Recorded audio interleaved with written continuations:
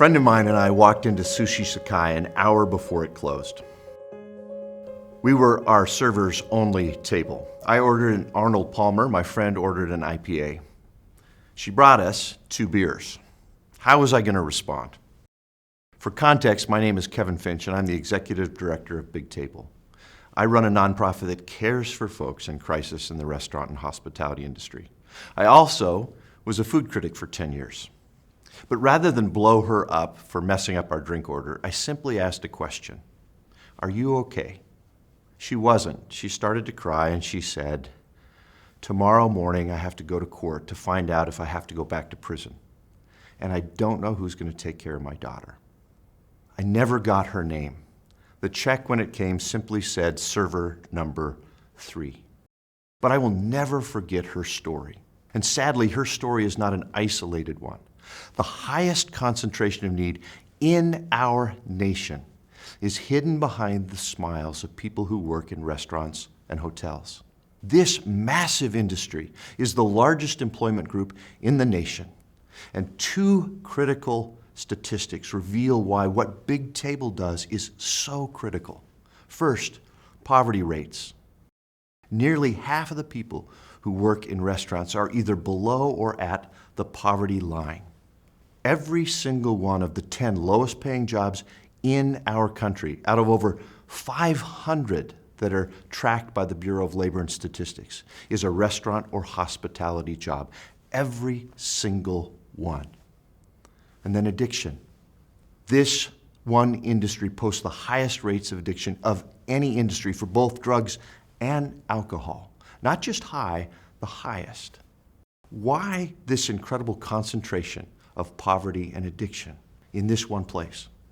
The answer is simple. Restaurants and hotels offer the lowest barrier to entry jobs in our nation. So all of the most vulnerable people who are still able to work, why they work in the restaurant and hospitality industry in concentrations that are not matched anywhere else. Think single moms, at-risk teens, income insecure seniors, those who are new to this country, or those who are returning to work after time in prison. And when you put this many people who are right on the edge together under one roof, you get exactly what we see. Not just crushing poverty and life-shattering addiction, but every major risk factor that we track. And these are the people who welcome us and serve us every single day. It is time to turn the tables. Here's a novel idea.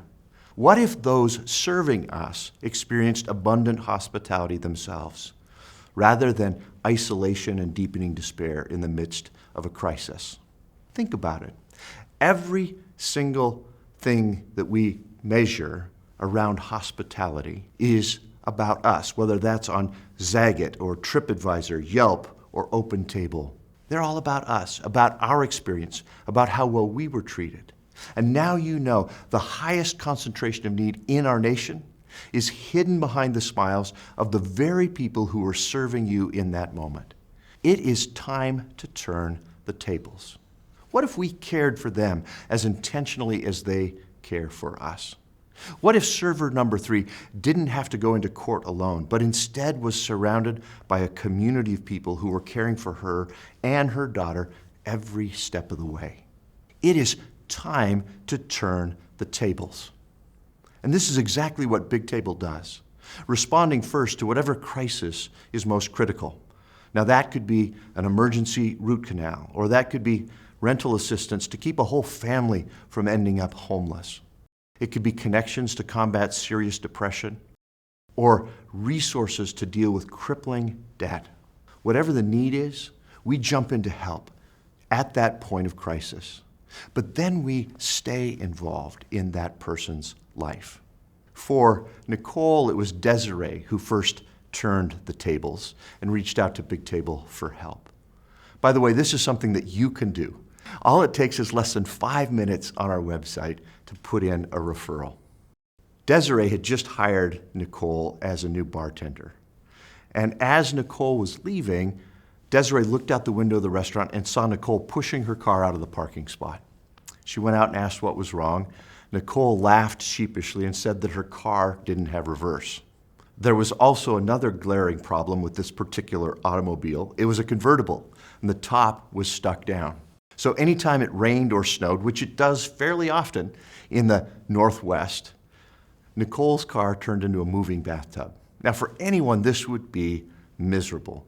For Nicole, it was a nightmare. She was a single mom with 3 little kids. So as she drove away, Desiree picked up the phone and called me and said, "Kevin, is there any chance that Big Table could get a car, a better car for my new bartender?" What I didn't tell Desiree in that phone conversation is that we had absolutely no resources to get a car at that point.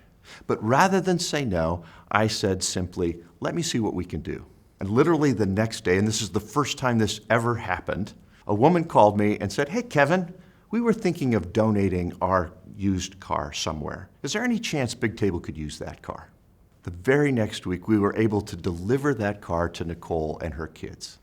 And as she and the kids piled out of their house to see their sweet new ride, her oldest son, Clayton, who was 11 at the time, said, "Mom, try R and see if it works."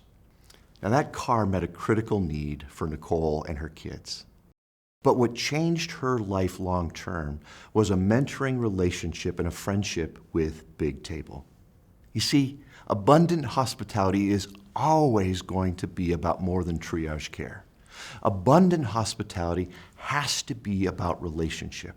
And it is that relationship that changes a person's story long term. 3 years after we gave Nicole that car, she and I were sitting down for a cup of coffee. And she said this, "Kevin, that car helped me get to work. It helped me get my kids to school. It helped me stay in college and get my degree. But I would trade that car in a second for the chance to have been in relationship with Big Table. It was the relationship with you that changed my life." It is time to turn the tables. Now you know the highest concentration of need in our nation is hidden behind the smiles of those who work in restaurants and hotels. Would you be one of us who chooses to care? You can, you know, because wherever you live, the people that Big Table serves work. I bet you even already know some of their names. It is time to turn the tables, for us to serve those who serve us.